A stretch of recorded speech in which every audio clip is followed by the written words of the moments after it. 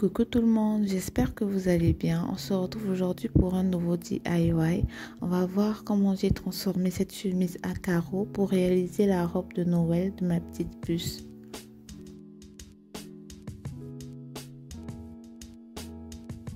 J'ai commencé par éliminer l'ourlet de la chemise en coupant sur une ligne droite que j'avais tracée.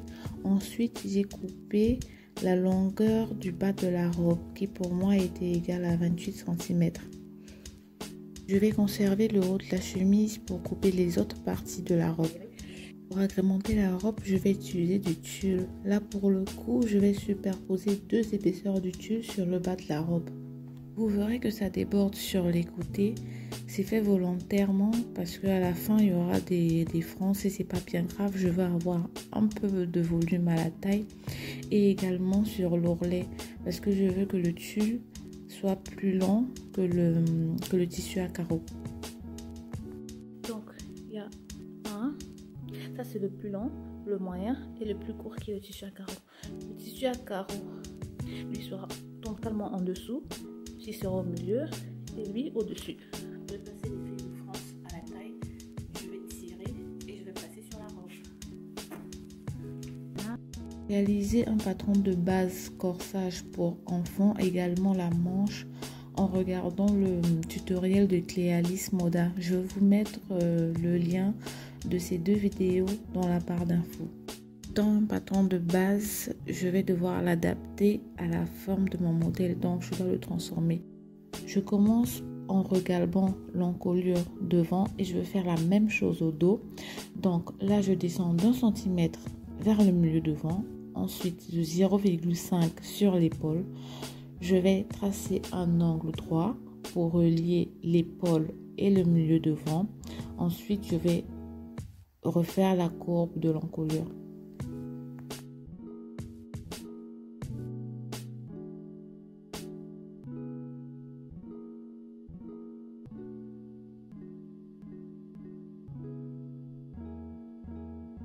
Je m'occupe de la manchure en réduisant l'épaule d'1 cm et en traçant une verticale pour rejoindre la manchure à 8 cm. Je me permets de faire toutes ces transformations et de réduire ainsi parce que j'ai fait un prototype. J'ai essayé sur la petite puce et j'ai pu voir ce qui n'allait et qui n'allait pas. Je remonte de 4,5 à partir de la ligne de poitrine.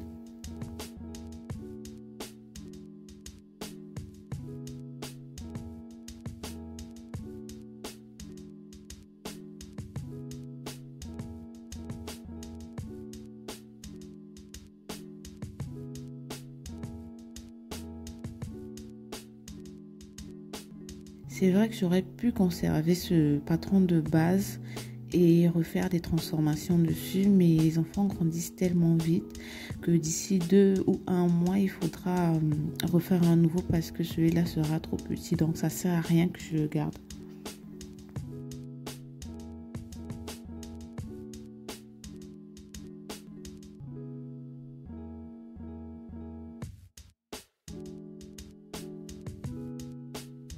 Je vais procéder de la même façon qu'au devant pour transformer le dos.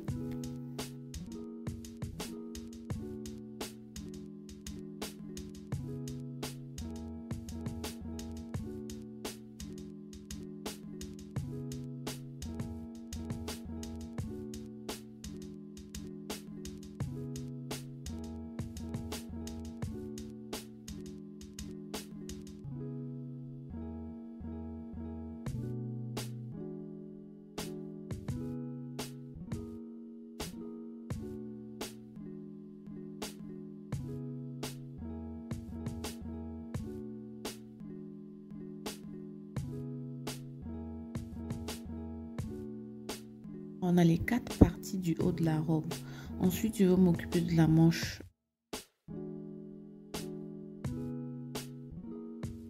La manche, ça va. Sur la tête de manche, il y a un peu plus d'embut. Mais je vais faire un grand pli au milieu de la tête de manche et ça va très bien aller comme ça. Je vais réduire la manche de 4 cm pour faire le poignet. Ensuite, je vais ajouter quelques centimètres sur l'ourlet parce que je veux que la manche soit un peu plus longue. Mais après, vous allez voir, il y aura plein de modifications sur la manche parce que j'ai un peu galéré avec le tulle. Je savais pas que c'était aussi compliqué, surtout avec ce tulle qui est très très léger et stretch. La première fois que je l'ai cousu, ça a vraiment rétréci, c'est devenu tellement petit. Mais je vais vous montrer par la suite comment j'ai procédé pour bien faire, pour bien la coudre.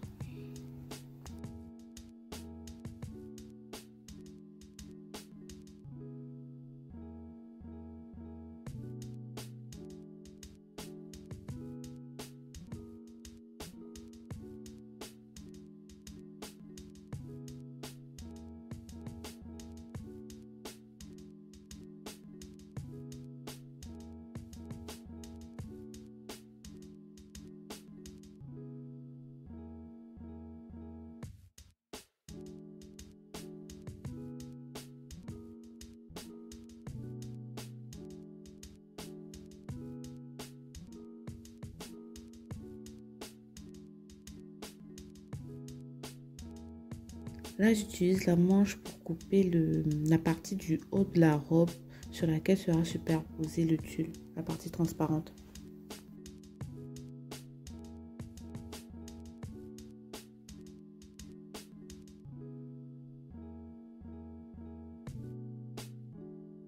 Je suis vraiment désolée, je m'excuse pour cette luminosité qui est horrible.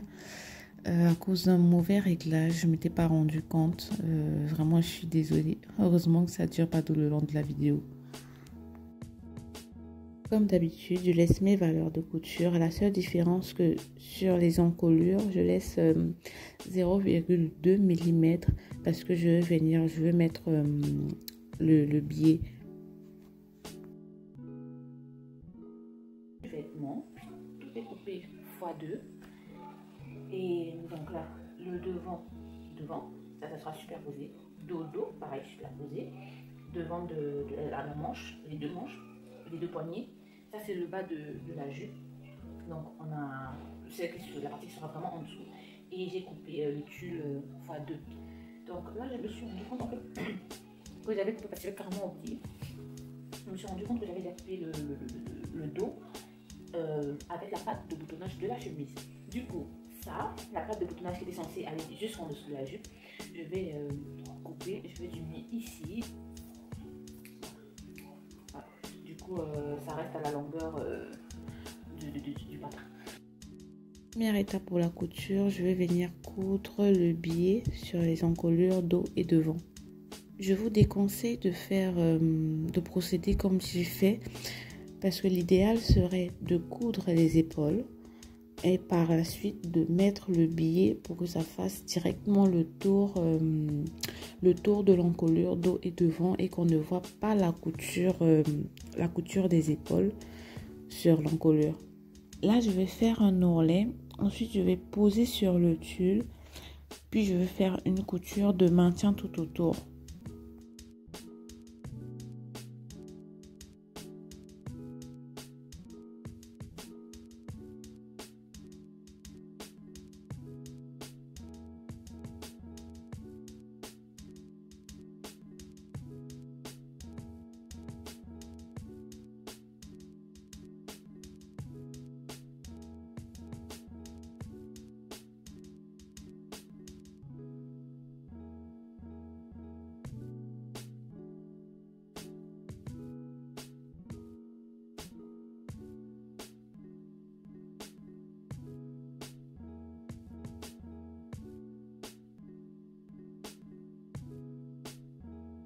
Là, je le fais à la surjetteuse, mais vous verrez par la suite, je vais plus utiliser la surjetteuse pour les finitions sur le tulle parce que je me suis rendu compte que c'est too much, c'est épais, on voit trop en fait. Et donc, par la suite, je ne vais utiliser que le point zigzag pour faire la finition sur le tulle.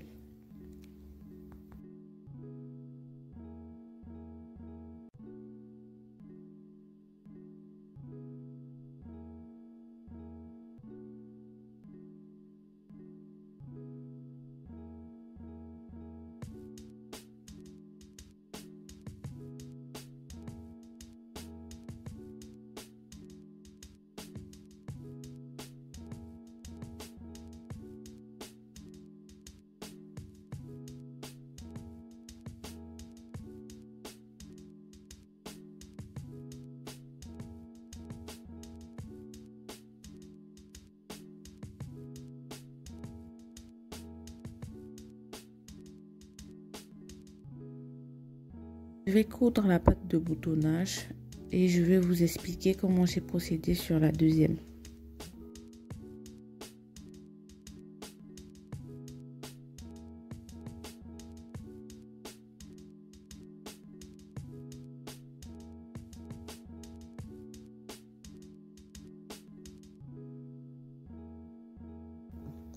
La bande de la pâte de boutonnage dépasse d'1 centimètre sur l'encolure, mais c'est pas bien grave.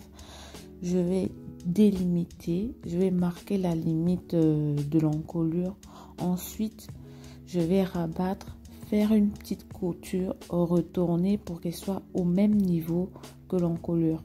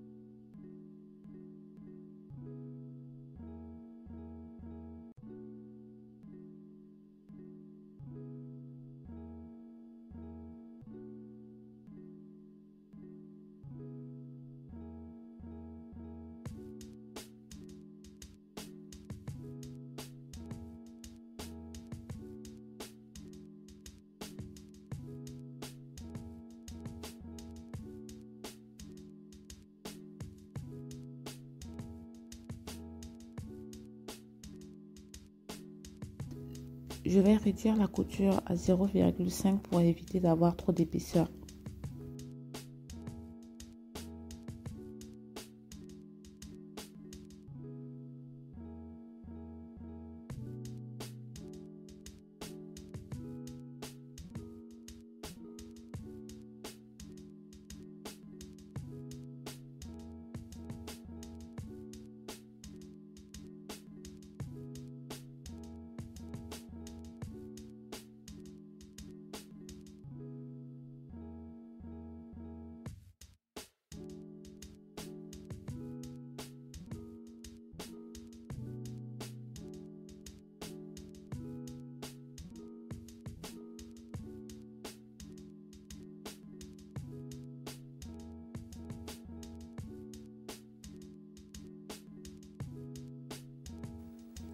Voilà,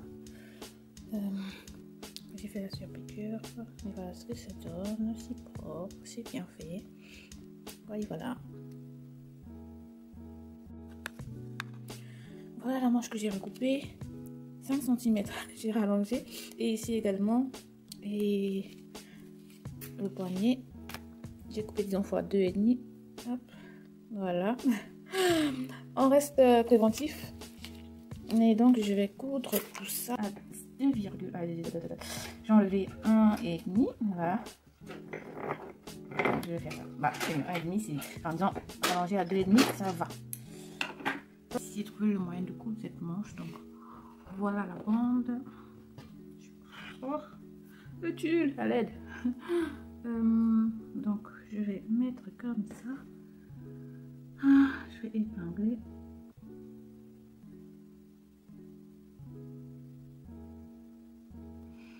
Avec les pinces.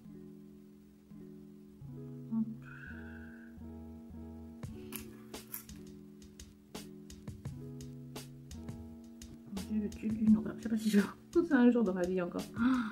Et surtout le léger en fait. Encore les autres qui sont assez un peu plus lourds, enfin un peu plus je sais pas solide ou je sais pas trop comment dire. Donc voilà, c'est épinglé et je vais utiliser du papier de soie. Je vais mettre en dessous et je vais coudre dessus pour éviter que le tulle bouge. Mais très patiente.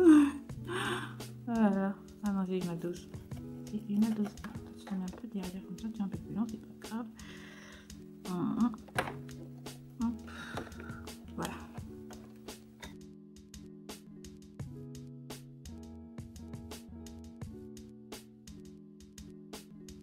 Donc là, je vais essayer de cacher cette misère avec le biais, mais c'est un peu large à mon goût. Donc je vais couper là, je vais essayer de réduire tout ça là.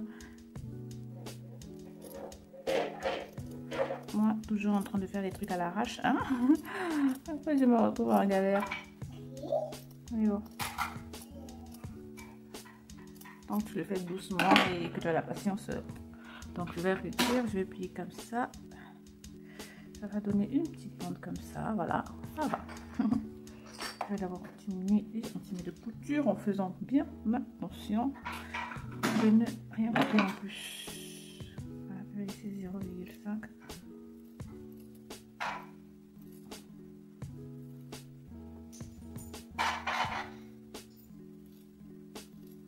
Voilà.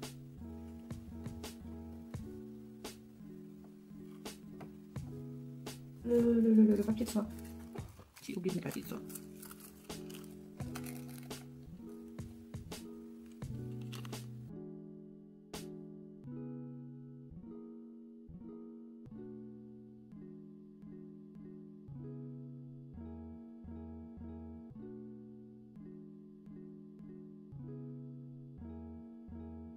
C'est très facile à enlever le papier de soie, il suffit juste de tirer dessus et voilà, c'est fait. Je vais faire la même chose sur la couture du côté de la manche avec le papier de soie et je vais faire le point zigzag pour la finition.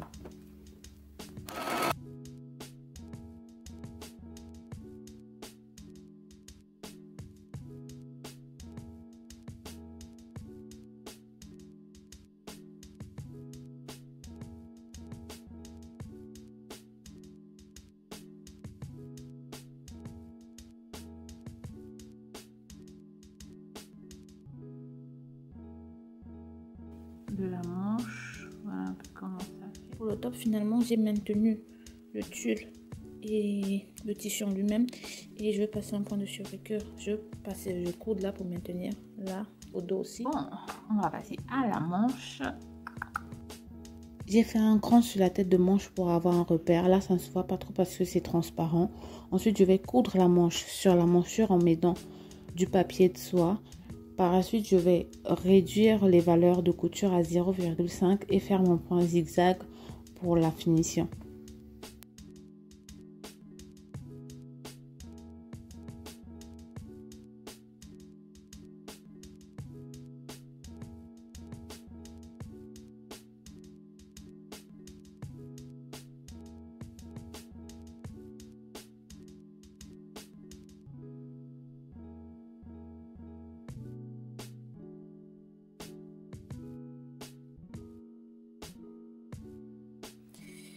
Voilà, et voilà ces petites manches, trop mini, trop mignonnes. Donc là en fait j'ai mesuré le tour de taille et je me suis rendu compte que c'était un peu large, donc ça débordait, ça c'était un peu plus grand de 8 cm et c'est énorme. Ce que je veux faire, c'est que je vais me créer 4 pinces, 2 pinces au devant, 2 pinces au dos et je vais repartir cette mesure sur chaque pince pour que ce soit équitable.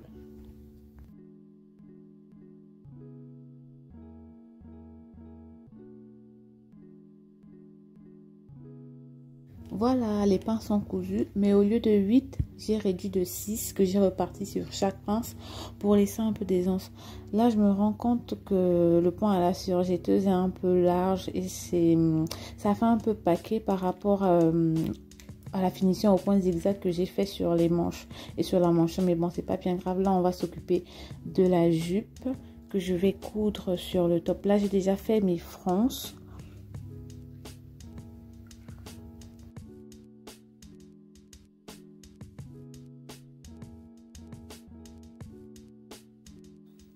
Alors, au départ, je comptais coudre ça comme ça. Mais pour la fermeture, ça ne sera pas possible parce que je vais mettre des boutons à pression. Et là, j'ai déjà les boutons qui étaient sur la chemise. Donc, là, ce que je vais faire, c'est que je vais devoir décaler.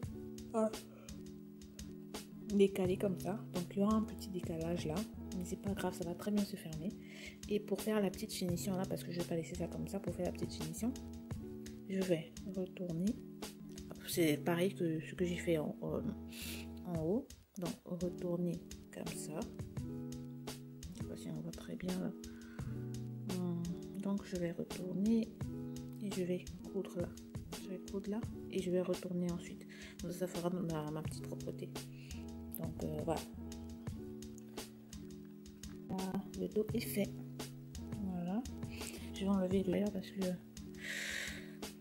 c'est de l'intérieur que j'ai tiré. Donc voilà. Donc je disais tantôt. Voilà. Là j'ai fait mon petit décalage là pour pouvoir superposer quand je vais mettre les boutons. Voilà. Et là ça va très bien se fermer. Et donc là, quand je soulève le dessus comme ça, j'ai la patte de boutonnage, je sais pas pourquoi je mets la main comme ça. J'ai la patte de boutonnage de la chemise que j'ai directement utilisée et j'ai le tulle qui s'envole un peu comme ça. Donc ce que je vais faire, déjà j'ai maintenu là derrière dans la couture de la taille, j'ai maintenu. Et du coup ce que je vais faire, c'est que je vais faire une couture. Donc là, derrière là et là. Juste, je sais pas, en dessous, à 1 cm. Partant du dessous du bouton à 1 cm. Je vais maintenir tout ça. Je m'embrouille un peu. Hop. Épingle de l'intérieur pour voir là où je vais commencer. Donc voilà un peu. Donc ça sera ouvert comme ça. Et quand il faudra fermer, je peux très bien soulever là et fermer les boutons. Donc je vais coudre ça. Comme ça. Ok, à cette heure-ci. Vous dormez pas, vous?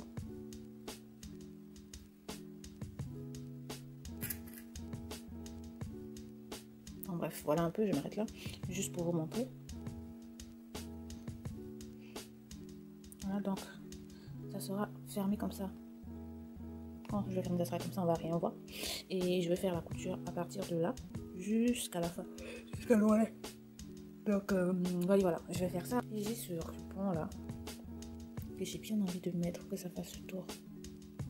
Genre à la taille comme ça. Sur la de boutonnage, j'ai retourné là, ici. J'ai retourné, donc je vais commencer à coudre là. Voilà. Alors, je vais rabattre comme ça. Ici, je vais couper le pied. Et je vais rabattre. On voit bien là. Voilà. 4. Ouais, voilà. Voilà. Donc ça fait ça. Ça.